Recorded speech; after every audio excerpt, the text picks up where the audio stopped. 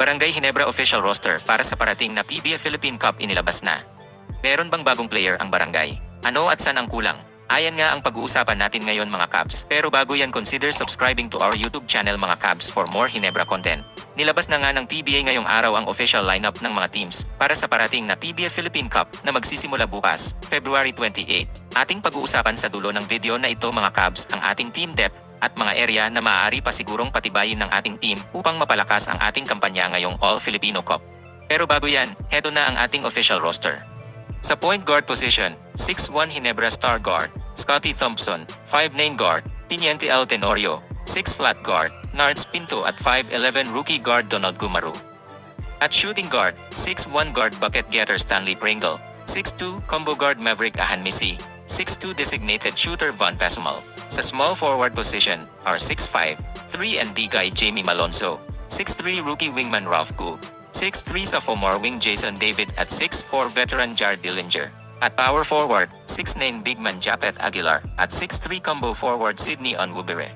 At ang ating mga centro 6'7 Christian Stan Hardinger at veteran bruiser, 6'4 Raymond Aguilar. Habang si Jeremiah Gray naman ay nakarelegate pa rin sa injured reserve list. Well, kung titignan nga ang ating lineup mga Cubs no ay masasabing malakas pa rin naman ito at kayang makapasok sa playoffs. Pero kung nais nga ng ating team na mag-contend sa championship ngayong Philippine Cup, ay mukhang dapat mag-upgrade ang ating team sa ibang posisyon kung saan ito may kakulangan pa.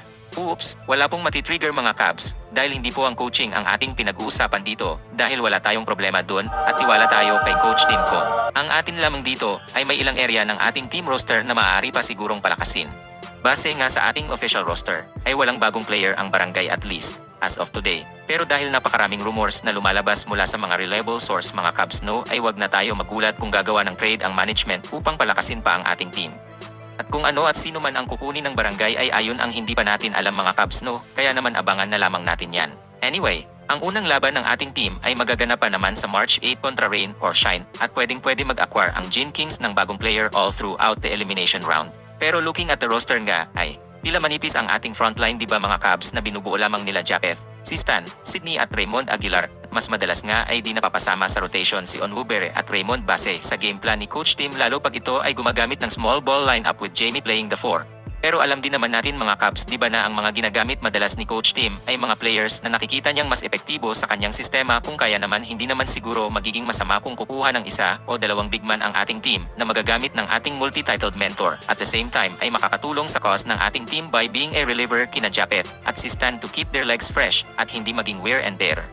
Kung titignan naman ay meron tayong mga trade pieces na pwede magamit upang makakuha ng mga quality players na hopefully ay big man na makakapag-provide agad ng immediate impact para sa ating team. Kayo mga Cubs, ano ang masasabi nyo sa ating official roster? Meron pa bang kulang sa ating team? Sino sa tingin nyo ang mga players na kukunin at ipapalit ng Ginebra sa mga lulutuin itong trades? Comment down at i-feature at shout out natin yan next video. Heto pala ang ating mga kabarangay na nag-comment last video.